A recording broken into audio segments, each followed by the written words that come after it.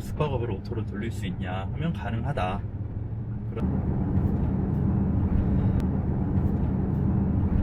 숙박업을 오토로 할 수 있냐, 이제 이 주제에 대해서 얘기를 하시는 분들이 많아요. 저 개인적으로 오토를 그렇게 좋아하지는 않습니다.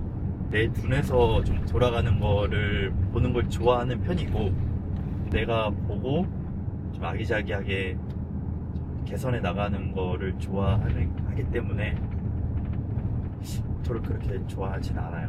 근데 이제 모든 사업이 마찬가지겠지만 어느 정도 규모가 되고 또 확장을 하기 위해서는 시스템적으로 사람에게 위임을 하든 아니면 쌓아놓은 자산들이 알아서 굴러가게끔 잘 구축을 해놓는 거는 너무 필요하죠. 오토를 어떤 개념으로 보느냐에 따라서 숙박업이 오토가 가능하냐 가능하지 않냐에 대한 답이 나올 것 같아요. 저는 숙박업이 오토가 가능할까 하는 맞고 반은 안 맞죠. 오토의 개념을 어떻게 정의하느냐에 따라서 다르니까. 일반적으로 생각하는 오토는 그런 걸 원하시는 것 같아요. 어차피 시설업이기 때문에 처음에 돈 들여서 짠 완성해 놓으면 그냥 나는 예약 받고 뭐 그냥 카톡이죠. 문자 받고 문자 해주고 그러면 손님들 알아서 들어오고 청소 직원들이 알아서 해주고 그런 오토를 생각하시는 것 같은데, 저는 오토를 어디까지를 오토로 정의하냐, 내가 매장 운영 시간에 상주를 하지 않고 접객을 하지 않는다면, 그러니까 내 몸이 거기에 있지 않는다면 저는 그 정도가 자영업 단계에서 할 수 있는 최선의 오토다라고 저는 생각을 합니다. 그런 관점에서 숙박업이 오토가 가능하냐 라고 물어본다면 가능하다. 저희는 그런 것들을 만들기 위해서 계속 시스템을 쌓아가는 과정에 있고, 뭐 경험이 많지는 않지만 울산점 같은 경우에는 일정 부분 그렇게 운영이 되고 있습니다.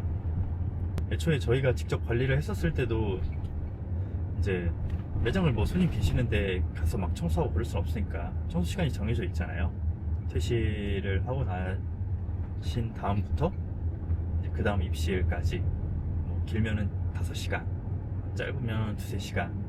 그 시간이 내가 매장에 직접 상주해야 되는 시간인데, 그 시간을 빼고는 이제 온라인으로 저희가 접객을 하기 위해서 셀프 체크인, 체크아웃, 뭐 안내 시스템 이런 것들을 저희 나름대로 계속 구축을 해왔거든요. 뭐 저희가 특별히 잘한다기보다 대부분 그렇게 하시죠. 아무튼 그래서 2~3시간 정도 저희가 매장이 상주하는 시간은 2~3시간 정도, 길면 4시간, 5시간 정도였는데, 그때는 그것을 직원들에게 이제 일임을 했으니까 일정 부분 제가 생각하는 오토는 이제 구축이 된 것 같습니다. 그렇지만 일을 하지 않는 것은 아니다. 가장 힘든 건 저도 이제 아내를 옆에서 보면서 느끼는 거지만, 이게 핸드폰을 놓지를 못해요. 연락이 오고 안 오고의 문제가 아니죠. 언제 고객에게 연락이 올지 모른다는 그 압박이 있거든요. 이것은 모든 영업을 하시는 분들이나 이제 저희 숙박업 하시는 분들은 당연히 공감하실 거고, 뭐 공감하시는 분들이 굉장히 많을 거예요. 일단 전화가 오면 기본적으로 나쁜 전화가 많아요. 나쁜 전화라고 하긴 좀 그렇고, 좀 문제를 해결해 줘야 되는 전화가 많죠. 사과를 해야 될 전화가 너무 많죠. 뭐가 고장 났다거나 뭐가 안 된다거나, 숙소가 너무 좋아서 전화를 하진 않잖아요. 너무 만족하면 너무 마음에 들어요, 너무 못 참겠어요, 전화할게요, 이런 손님은 없으니까. 문제가 생겼을 때 전화하는 경우가 많다 보니까 일단 기본적으로 전화가 울리는 것에 대한 불안감이 이게 생길 수밖에 없어요.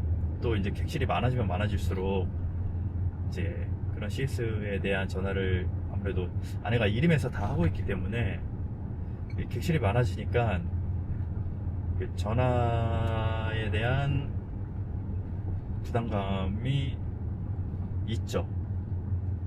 어쩔 수 없어요. 근데 퇴근이 없다, CS 퇴근이 없다, 그게 가장 큰 문제인 것 같습니다. 심야에도 전화가 오니까 고객 입장에서는 뭐 그거 다 따져가면서 전화를 하지 않을 건 아니니까요. 불편한 거 있으면 연락해야죠. 물론 배려해서 전화를 적게 주시는 분들이 정말 많기는 해요. 그건 어디까지나 배려고 그걸 강요할 수는 없죠. 불편함이 있으면 언제든지 연락 주시고 저희는 그것에 대해서 해결을 해드리는 게 기본이니까.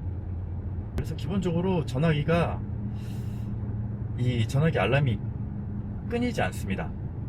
객실이 10개만 되어도 이 10명의 고객들에게 뭐 일정 부분 오토로 돌린다고 해도 안내가 쭉 나갈 것이고, 또 입실하기 전에 여러 가지 문의가 올 것이고, 입실한 이후에 여러 가지 뭐 단순 문의부터 클레임 같은 연락들이 이제 한 명한테만 와도 또 10팀이면 10건이잖아요. 그거에 대해서 일일이 좀 응대를 해줘야 되고, 그리고 또 지속적으로 신규 문의나 신규 예약이나 그것에 대한 안내도 해야 되고 연락 지옥에 빠지게 되죠. 그래서 제가 지금 이제 광안점도 이제 오픈 예정이고 3호점 이름은 어떻게 될지 모르겠어요. 이제 아내가 결정하겠지만 일단 서면에 있기 때문에 서면점이라고 저는 부르겠습니다.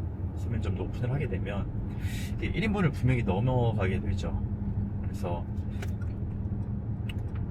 아날로그로 사람이 해결할 수 있는 부분이 있으면 급하게 좀 나눠서 업무를 처리를 하던가, 아니면 요즘에 또 AI 하는데 AI가 좀 도와줄 수 있는 부분이 있는지 저도 좀 야금야금 좀 짬을 내서 알아보고 있는 중인데, 글쎄요, 이 부분에 대한 솔루션에 대해서 좀 도움을 받거나 아니면 이 주제에 대해서 얘기를 할 수 있었으면 좋겠다라는 생각을 뜨문뜨문 하긴 합니다.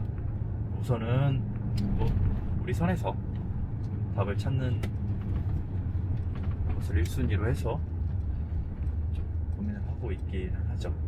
근데 아무튼 조만간에 이것에 대한 솔루션을 이제 마련을 하긴 해야 됩니다.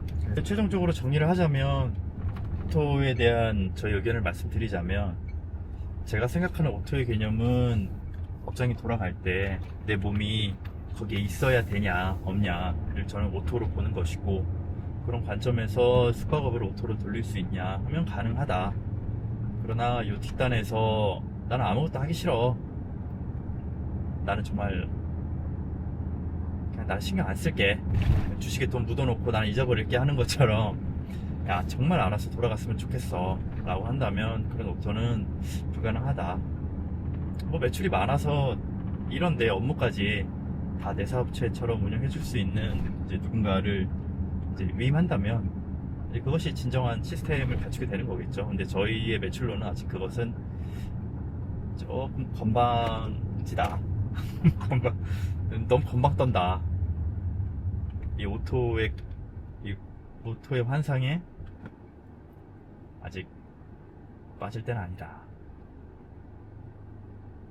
이게 일단 저희 입장입니다.